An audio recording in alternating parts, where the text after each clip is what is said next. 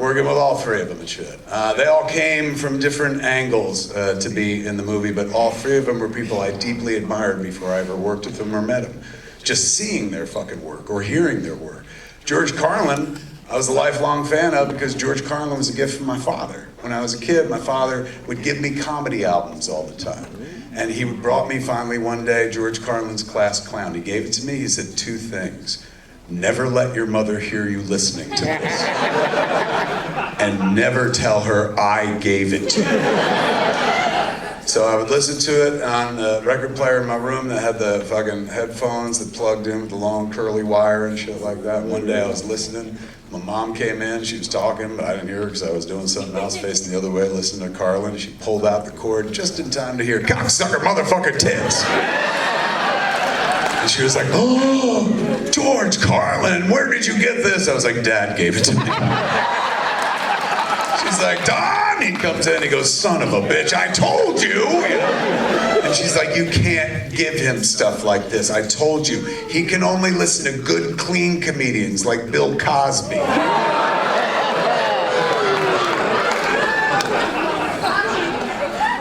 So I was a Carlin fan, man. One day my old man said to me, he goes, we first got HBOs. When HBO first came around in our area and shit.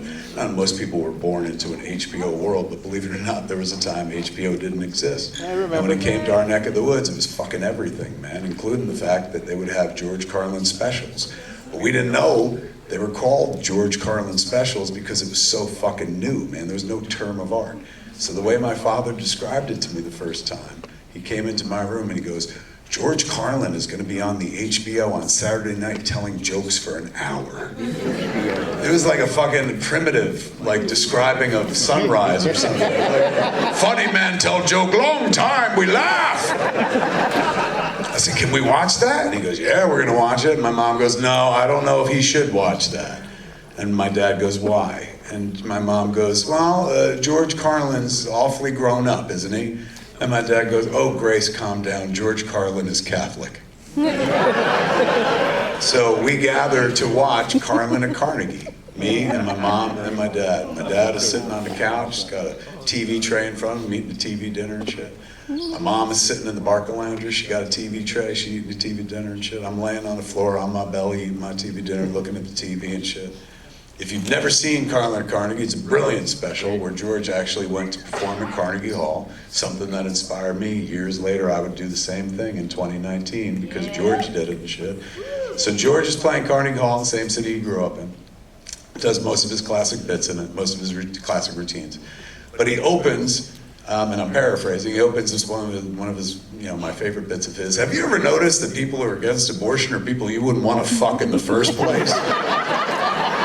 Audience fucking laughs, and my father was like, ah. And my mom was like, I don't think that's funny at all. And she got up and fucking left and stuff. She said to my father, she's like, we have to turn this off now. It's gonna make him ask all sorts of questions. And my father was like, no, it won't. And I turned to my dad, I was like, Dad, what is abortion? So mom took off and I was like, should we stop watching? And my father was like, no, let's keep watching. And we kept watching, and if you watch someone you love and respect, and find something funny, and you don't understand it, you will labor like a scholar to understand it, man. It broadens your horizon. And here was this man that I deeply respected, my father.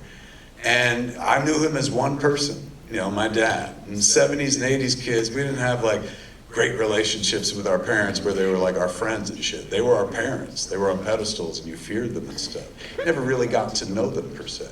And there he was, my father, fucking scraped away all the bullshit of being a parent, reduced to tears laughing at George Carlin. You want to see who somebody really is in this life? Watch them laugh. See what makes them laugh, because when you're laughing, you're completely disarmed. Everybody wears a mask at every second of the fucking day. We're always presenting the best possible version of ourselves, or at least the version that we want to present to the world. It's a mask that we hold in place, consciously or not, man, and we never let it slip until we're alone or with loved ones who we're okay with. But if you want to see that mask slip in an instant, just watch that motherfucker laugh. Because laughing is involuntary. You cannot fucking control when it happens necessarily. And when it happens, any facade that you work through fucking falls away. So I watched my father's facade as my father fall away, and I saw Don Smith, the guy at the gooey center of my father, the human being, and what he found funny. And if I didn't understand it, I wanted to learn about it and shit like that. That's what George Carlin did for me. Like, bonded me to my father for fucking life, beyond just like making me laugh and shit like that, and more importantly, making me think. So I was a big fan my whole life, and when I got my own career going, and we started talking about making this movie, I was like, we are reaching out to George Carlin. He should play Cardinal Glick. So we found his manager's number, a guy named Jerry, and me and Scott Mosier cold called him. And we said, hey man, this is Kevin Smith, Scott Mosier. We made Clerks. And he's like, I don't know what that is. I was like, all right, we made Mallrats. He's like, nope. I said, Chasing Amy? He goes, I haven't heard of that. I said, we co-executive produced a movie called Good Will Hunting. He was like, Ben and Matt, I know that movie. I was like, well, that's good because we're about to make another movie with Ben and Matt and we want George Carlin to be in it. He goes, you're kidding, man. As an actor? I said, yeah, as an actor. He goes, well, what would George play? I say, who played Catholic Cardinal? He goes, fuck, George will find that fucking funny. I said, well, I'm gonna be on the Conan O'Brien show, late night with Conan O'Brien, same night as George, man. Can I bring him the script? You maybe introduce me? He said, fuck yeah, we'll do that. Bring the script, I'll introduce you to George. And I hung up and I couldn't believe it. I was gonna meet my fucking idol, man. This is gonna be everything. I was able to tell my fucking dad, holy shit, George Carlin, man. I mean, when we eventually do the movie, I'll jump back into the story. My dad did get to go to set and hang out with George Carlin. It was fucking everything for me. So, when I hang up, and between the time I hang up and the time we're going to have the meeting at Conan O'Brien show, George's wife passed away rather suddenly. And so when George went to do the Conan O'Brien show, he didn't do the piece he was going to do, which was new, fresh material. He did a more safe desk piece where he sat down and read a piece, an older piece he had done many times before. He shouldn't have showed up at all, but he was nothing if not a consummate professional. Even though his wife passed away, he still wanted to meet his schedule and stuff. But he was clearly not the same person. Clearly he was going through a thing. He just lost his best friend. So I said to Jerry, I was like, hey man, you do not have to introduce me to George. I didn't feel like that was the appropriate time to be like, hi, I'm Silent Bob! You know? So I was like, here's the script, man. You give it to him at your leisure and should please pass on my condolences and tell him he's a legend and stuff. So I never met him. Next morning, Jerry calls up and he's just like, hey man, fucking, how about this? George just read your script, he fucking loves it. So he wants to meet with you. Can you meet him at the Four Seasons for lunch, Los Angeles, on Friday at noon? I said, fuck yes. So I have been late for everything across my entire existence. As you'll notice tonight, we started the screening late. That wasn't me, that was more about fuckers waiting for chicken fingers and shit like that, but still. I was on time for that meeting. In fact, I was 1 hour early, man. It was a noon meeting. I got there at 11 o'clock at the Four Seasons, staked the whole place out, found the one table that you could not fucking miss me at. Like, I was sitting right there, I was right across from the fucking door. If you come in through the exits, I would have seen you, you would have seen me and shit like that. And since I was the only person in the restaurant, it was gonna be impossible to miss me. And I was the only person there for an hour. It was just me and the wait staff. And then at noon, George Carlin comes through the door. Now, mind you, I'm the only person in the restaurant. There's nobody else, and you can't help but see me. This is how George Carlin enters the Four Seasons Hotel to meet with me for the first time.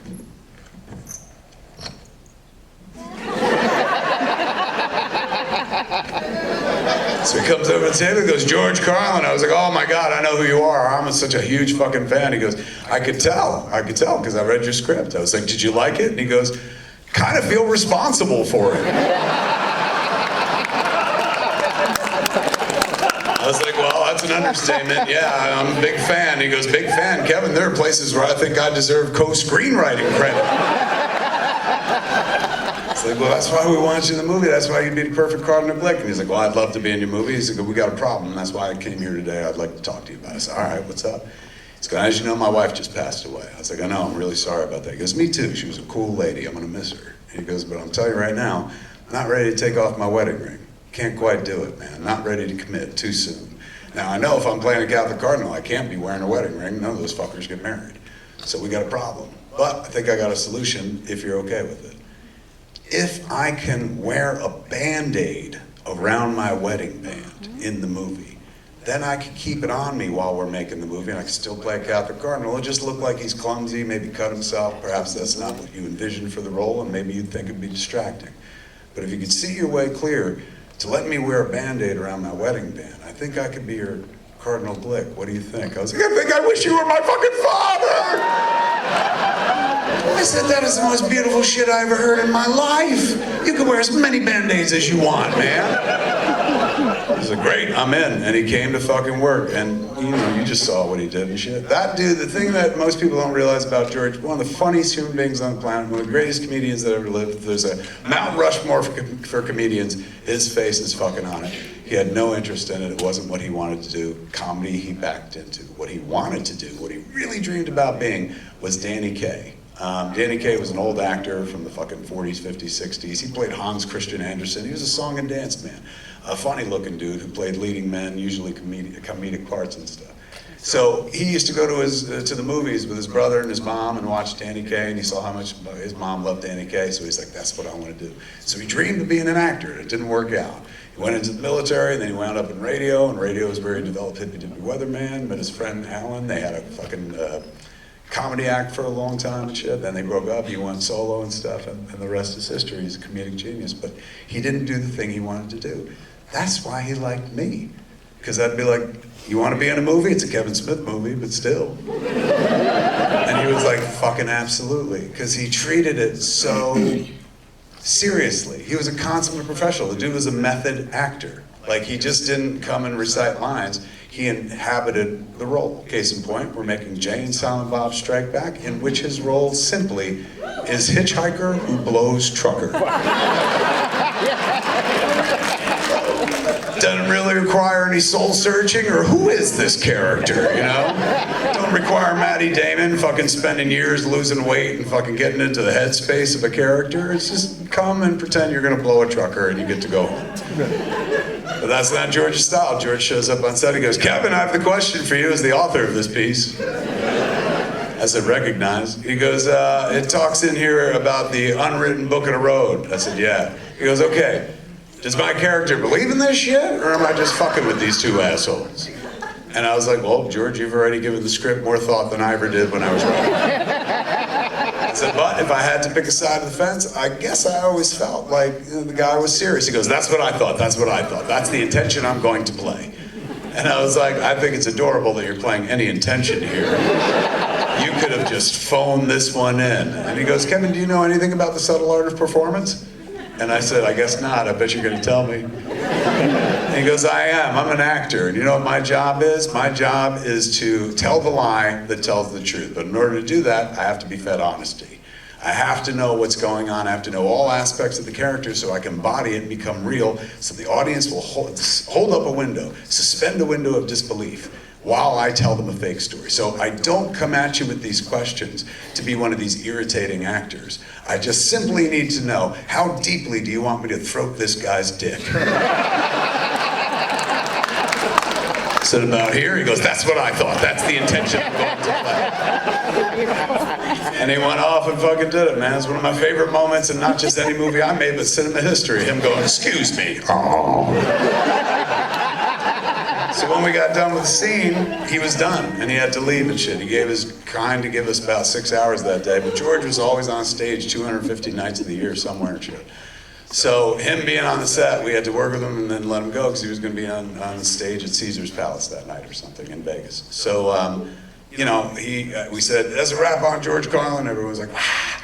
And so he's getting into the van, go back to base camp, which is about 10 minutes away. I said, look, set up for the next shot. I'm gonna take a ride back with George because I just wanted to talk to him and shit. We just played together on set. But I just wanted to be like, hey man, how are you? And do human being stuff before he left us again and shit. So the guy who is the trucker in the movie that George blows is a dude who was a Teamster driver on our movie. We needed somebody to drive, you know, a big rig in the movie. And we had, you know, our Teamsters there. So I was like, hey man, which one of you guys want to drive the truck, the George Carlin scene? And the guy who did it said, I'll do it. I was like, you got to get blown by George Carlin. And he goes, why do you think I want to do it? I So he did it, and he's very convincing. He leans back and fucking shit like that. And when the scene was over, he went back to his regular job. And his regular job was transpo, where he took people from location back to base camp and back and forth. So I get into the van, the back of the van, and it's him behind the wheel and shit. George gets into the van, he goes, "Oh no, not again." And it instantly goes, Britney Spears playing on the radio. He said, "Can we turn this shit off?" And the driver turned it off. I was like, "You don't like Britney Spears?" He goes, "I don't like any pop music, man. I've been around long enough to have heard every variation of song there is. I love you, you don't love me, you love me, I don't love you. Fuck them, I hate them all." I said, "What do you listen to?" He goes, "I listen to jazz." And I was like, "Oh shit, I didn't know that you were a fan of jazz." He goes, "I hate fucking jazz." I was going, "But so does everyone else, and I really like to irritate people." So I said, "Well, I can't thank you enough for coming out to play, man. It was real cool. You were funny as fuck." He goes, "Kevin, you never have to thank me. You let me act, and it's the only thing I ever wanted to do." He's going, "But if you really want to thank me, you'll write me my dream role one day." And I was like, "Fuck yes, what's your dream role?" Without missing a fucking beat, as if he'd been waiting his whole lifetime for somebody to ask him the question. He goes, "I want to play a clergyman who strangles 6 children." And it was the specificity of 6 that haunts me to this day.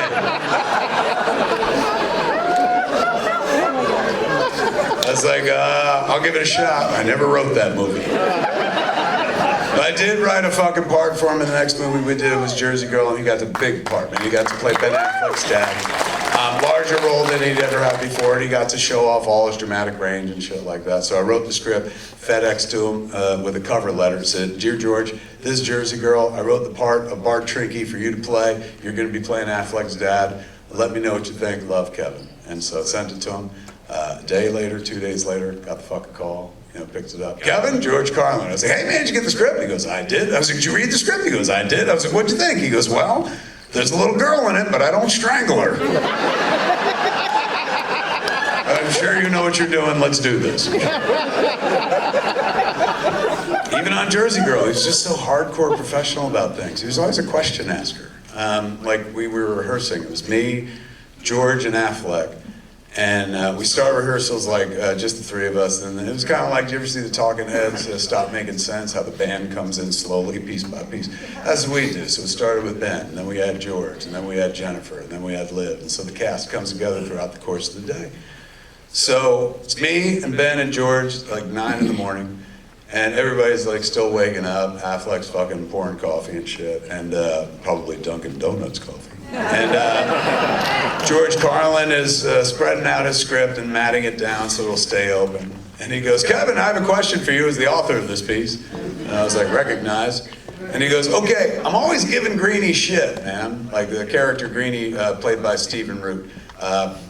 George's character in Jersey Girl was always fucking around with him and shit. He's like, "I'm always stepping on his dick, and there's really no good reason explained in the script why I'm this way. So I'll tell you, last night, I wrote a backstory for myself." I was like, "Did you?" He said, "Yeah, 16 pages long. It's the entire backstory of why I think Greenie's a fucking idiot. You don't need to know it, but it all goes back to a high school hand job. Anyway." He goes, "I just want you to know that, like, I wrote out the entire backstory, and I've committed it to my memory. I've since thrown it out, and I'm never going to pull a word from it, but just know that whenever I'm barking at Steven, whenever I'm barking at Greenie, I'm pulling from that intent." And I turned to fucking Affleck. I was like, "Why can't you be this fucking good, man?"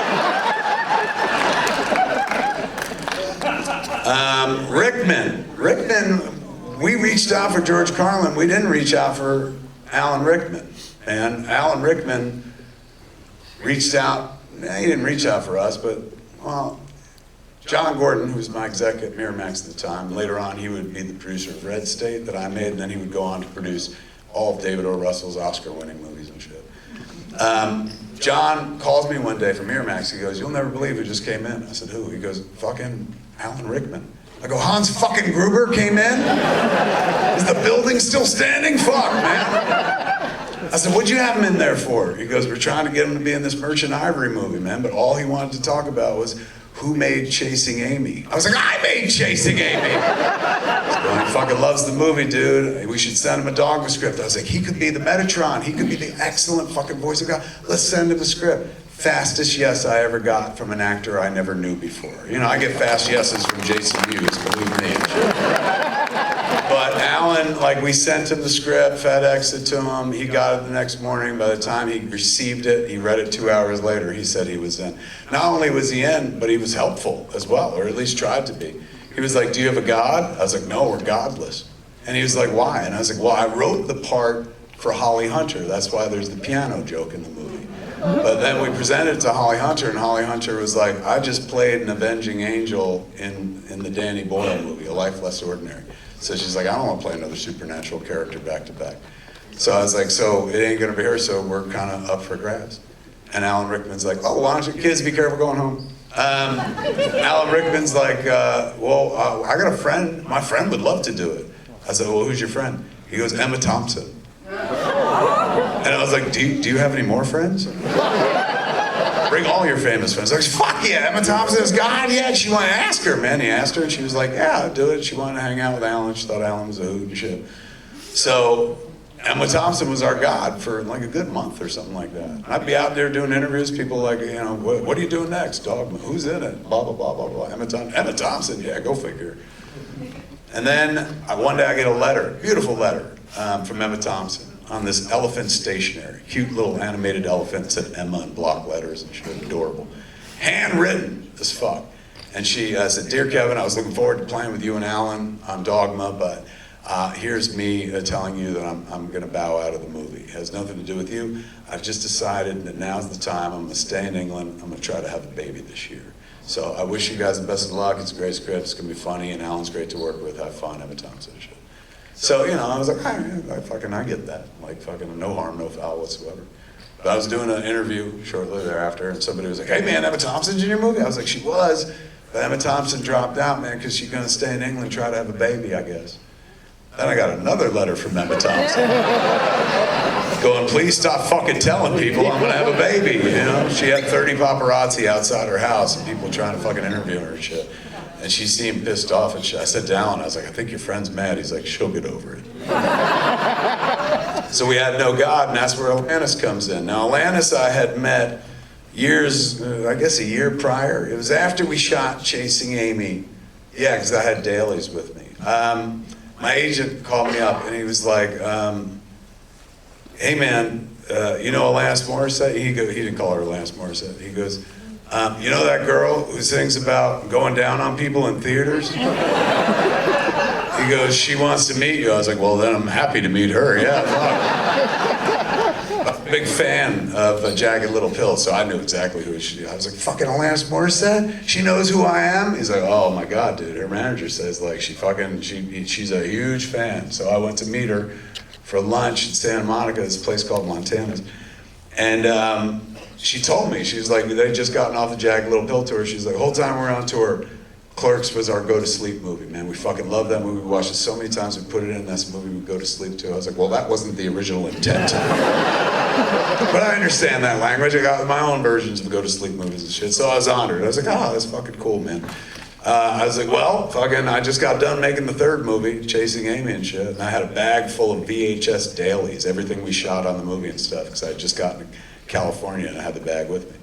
So she was like, can I see some of it? And I was like, fuck yeah. And we went back to her house and I showed her like I showed her the rain scene, like all the highlights and shit. She was like, oh my God, this is better than Clerks. I was like, well, hold on. But I was like, yeah, man, we're about to start the next movie.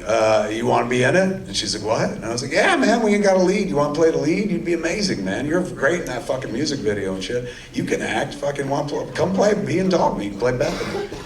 And she got scared. She was like, that's way too big for me. She's like, I'm fucking the most I ever do. I get slimed, you know, that's it. Like I'm a kid from You Can't Do That on Television. I'm not gonna be a lead in a movie and shit. So she was like, no, thank you. And then she went to India. And so life went on and we were prepping our movie. I was driving out to Pittsburgh from Jersey, about 7-hour drive for pre-production. And I remember it was 1998 and I had like one of the early cell phones that you could have in a car and shit. Not one of those big car phones and shit, but like an early blocky cell phone. And as I'm driving, the phone rings, and it's weird because nobody has the number and shit, and nobody has cell phones and stuff in this day and age. Pick it up, and I was like, hello? And she goes, Kevin, is Alanis Morisette. And I was like, hey, man, how are you? I said, how'd you get this number? She's like, I called your house. I looked you up on 411. I called your house, but I guess it was your childhood house because I talked to your dad. And he gave me this number. He said, oh, he's got a car in the phone, big shot. Call him there. I was like, oh, that sounds like my fucking father, yeah. So I was like, what's up? She's like, I just got back from India, man. It was amazing. I said, you were in India? She goes, yeah, man. I feel like really centered, really spiritually fulfilled, man. I know what I'm supposed to be doing now. I'm starting work on the next album. She's going, Bob, I'll be honest with you. When you asked me to be in that movie, I got scared, man. And I reacted out of fear, and I shouldn't have done that. Anytime there's fear, I should be rushing right at it. So when I got back, first thing I want to do is call you. And I know you probably cast that role already, but I'm here to say if there's anything left in the movie, I would love to come out and play with you. And I was like, well, there's one small but crucial role that's left. And she's like, what is it? I was like, you would play God. And she was like, why? And I was like, because I always believed that God would be Canadian. And all three of them joined the fucking flick, man, and the rest is what you just watched tonight. They all gave me their absolute fucking best. I sit there every night and I listen to, and I also shoot on my phone when we do the credits at the end, the curtain call, and y'all are like, wah, wah. And it's tough to figure out like who everybody likes most except until you hit Jason Mewes. It's honestly, it's a tie between Jason Mewes and Alan Rickman. And if Jason Mewes dies, he may beat Alan. Right now, I think Alan's got fucking the edge to it, man. Yeah, they gave me their best, and I get to play with them for the rest of my life, man. Alan Rickman, it's crazy. We became friends. Like, I never realized until much later that we were friends. I always thought he was just nice to me and shit because we made Dogma together. But he would seek me out. Like, he'd call, like, whenever I'd go perform in England, I would get a call, no matter what hotel I was at.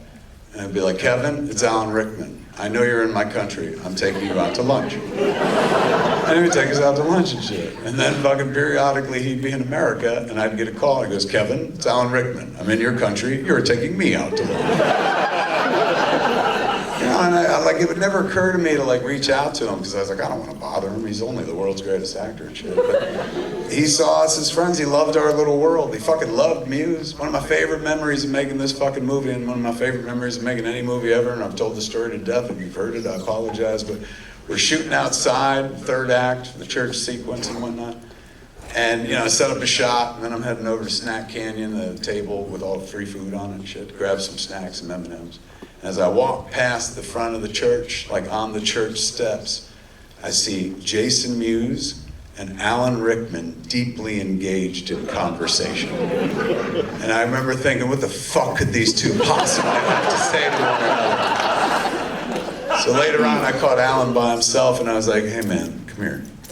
If Jason Mewes is bothering you, let me know. And he goes, Jason could never bother me. He goes, Jason is as good as America can get. I said, get the fuck out of here. He goes, no, Jason Mewes is an American icon. So I don't want to outlive my friends and loved ones. I hope I die before all of them. But if I do happen to outlive Mewes, you better be sure the gravestone's going to read an American icon.